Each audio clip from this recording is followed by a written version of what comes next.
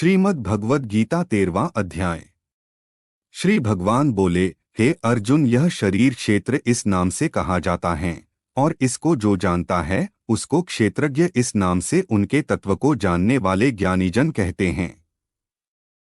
हे अर्जुन, तू सब क्षेत्रों में क्षेत्रज्ञ अर्थात जीवात्मा भी मुझे ही जान और क्षेत्रज्ञ को अर्थात विकार सहित प्रकृति का और पुरुष का जो तत्व से जानना है वह ज्ञान है, ऐसा मेरा मत है।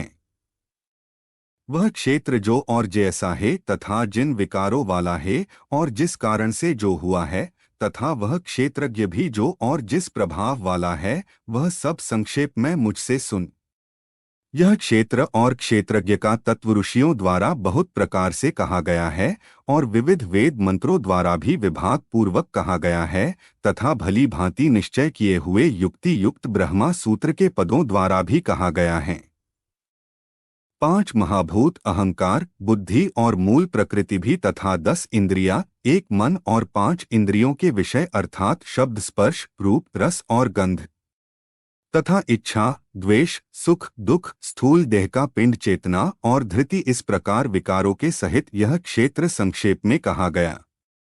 श्रेष्ठता के अभिमान का अभाव, दंभाचरण का अभाव, किसी भी प्राणी को किसी प्रकार भी न सताना, क्षमाभाव, मन वाणी आदि की सरलता, श्रद्धा भक्ति सहित गुरु की सेवा, बाहर भीतर की शुद्धि, अंतःकरण की स्थिरता और मन इंद्रियों सहित शरीर का निग्रह, इस लोक और परलोक के संपूर्ण भोगों में आसक्ति का अभाव और अहंकार भी अभाव, जन्म मृत्यु जरा और रोग आदि में दुख और दोषों का बार बार विचार करना, पुत्र, स्त्री, घर और धन आदि में आसक्ति का अभाव, ममता का न होना तथा प्रिय और अप्रिय की प्राप्ति में सदा ही चित्त का सम रहना, मुझ परमेश्वर में अनन्य योग के द्वारा अव्यभिचारिणी भक्ति तथा एकांत और शुद्ध देश में रहने का स्वभाव और विषयासक्त मनुष्यों के समुदाय में प्रेम का न होना, अध्यात्म ज्ञान में नित्य स्थित और तत्वज्ञान के अर्थरूप परमात्मा को ही देखना, यह सब ज्ञान है और इससे विपरीत है वह अज्ञान है, ऐसा कहा है। जो जानने योग्य है तथा जिसको जानकर मनुष्य परमानंद को प्राप्त होता है उसको भली भांति कहूँगा। वह अनादि वाला परम ब्रह्मा न सत ही कहा जाता है न असत ही। वह सब और हाथ पैर वाला, सब और नेत्र, सिर और मुख वाला तथा सब और कान वाला है, क्योंकि वह संसार में सबको व्याप्त करके स्थित हैं। वह संपूर्ण इंद्रियों के विषयों को जानने वाला है, परंतु वास्तव में सब इंद्रियों से रहित है तथा आसक्ति रहित होने पर भी सबका धारण पोषण करने वाला और निर्गुण होने पर भी गुणों को भोगने वाला है। वह चराचर सब भूतों के बाहर भीतर परिपूर्ण है और चर अचर भी वही है, और वह सूक्ष्म होने से अविज्ञेय है तथा अति समीप में और दूर में भी स्थित वही है। वह परमात्मा विभाग रहित एक रूप से आकाश के सदृश परिपूर्ण होने पर भी चराचर संपूर्ण भूतों में विभक्त सा स्थित प्रतीत होता है, तथा वह जानने योग्य परमात्मा विष्णु रूप से भूतों को धारण पोषण करने वाला और रुद्र रूप से संहार करने वाला तथा ब्रह्मा रूप से सबको उत्पन्न करने वाला है। वह परब्रह्म ज्योतियों का भी ज्योति एवं माया से अत्यंत परे कहा जाता है। वह परमात्मा बोधस्वरूप जानने के योग्य एवं तत्वज्ञान से प्राप्त करने योग्य हैं और सबके हृदय में विशेष रूप से स्थित हैं। इस प्रकार क्षेत्र तथा ज्ञान और जानने योग्य परमात्मा का स्वरूप संक्षेप से कहा गया। मेरा भक्त इसको तत्व से जानकर मेरे स्वरूप को प्राप्त होता है। प्रकृति और पुरुष, इन दोनों को ही तू अनादि जान और राग द्वेषादि विकारों को तथा त्रिगुणात्मक संपूर्ण पदार्थों को भी प्रकृति से ही उत्पन्न जान।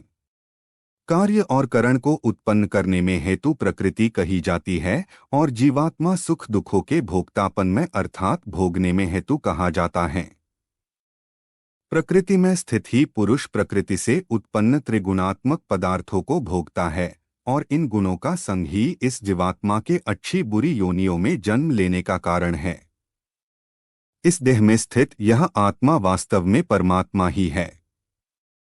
वह साक्षी होने से उपद्रष्टा और यथार्थ सम्मति देने वाला होने से अनुमंता, सबका धारण पोषण करने वाला होने से भरता, जीवरूप से भोक्ता, ब्रह्मा आदि का भी स्वामी होने से महेश्वर और शुद्ध सच्चिदानंद धन होने से परमात्मा, ऐसा कहा गया है। इस प्रकार पुरुष को और गुणों के सहित प्रकृति को जो मनुष्य तत्व से जानता है, वह सब प्रकार से कर्तव्य कर्म करता हुआ भी फिर नहीं जन्मता। उस परमात्मा को कितने ही मनुष्य तो शुद्ध हुई सूक्ष्म बुद्धि से ध्यान के द्वारा हृदय में देखते हैं, अन्य कितने ही ज्ञान योग के द्वारा और दूसरे कितने ही कर्मयोग के द्वारा देखते हैं, अर्थात प्राप्त करते हैं। परंतु इनसे दूसरे अर्थात जो मंदबुद्धि पुरुष हैं, वे इस प्रकार न जानते हुए दूसरों से अर्थात तत्व के जानने वाले पुरुषों से सुनकर ही तदनुसार उपासना करते हैं, और वे श्रवण परायण पुरुष भी मृत्युरूप संसार सागर को निसंदेह तर जाते हैं। हे अर्जुन, यावन मात्र जितने भी स्थावर जंगम प्राणी उत्पन्न होते हैं, उन सबको तू क्षेत्र और क्षेत्रज्ञ के संयोग से ही उत्पन्न जान। जो पुरुष नष्ट होते हुए सब चराचर भूतों में परमेश्वर को नाश रहित और संभाव से स्थित देखता है, वही यथार्थ देखता है। क्योंकि जो पुरुष सब में संभाव से स्थित परमेश्वर को समान देखता हुआ अपने द्वारा अपने को नष्ट नहीं करता, इससे वह परम गति को प्राप्त होता है। और जो पुरुष संपूर्ण कर्मों को सब प्रकार से प्रकृति के द्वारा ही किए जाते हुए देखता है और आत्मा को अकर्ता देखता है, वही यथार्थ देखता है। जिस क्षण यह पुरुष भूतों के पृथक पृथक भाव को एक परमात्मा में ही स्थित तथा उस परमात्मा से ही संपूर्ण भूतों का विस्तार देखता है, उसी क्षण वह सच्चिदानंद धन ब्रह्म को प्राप्त हो जाता है। हे अर्जुन, अनादि होने से और निर्गुण होने से यह अविनाशी परमात्मा शरीर में स्थित होने पर भी वास्तव में न तो कुछ करता है और न लिप्त ही होता है। जिस प्रकार सर्वत्र व्याप्त आकाश सूक्ष्म होने के कारण लिप्त नहीं होता, वैसे ही देह में सर्वत्र स्थित आत्मा निर्गुण होने के कारण देह के गुणों से लिप्त नहीं होता। हे अर्जुन, जिस प्रकार एक ही सूर्य इस संपूर्ण ब्रह्मांड को प्रकाशित करता है, उसी प्रकार एक ही आत्मा संपूर्ण क्षेत्र को प्रकाशित करता है। इस प्रकार क्षेत्र और क्षेत्रज्ञ के भेद को तथा कार्य सहित प्रकृति से मुक्त होने को जो पुरुष ज्ञान नेत्रों द्वारा तत्व से जानते हैं, वे महात्माजन परम ब्रह्मा परमात्मा को प्राप्त होते हैं। श्रीमद् भगवद गीता 13वां अध्याय समाप्त। ओम नमो भगवते वासुदेवाय।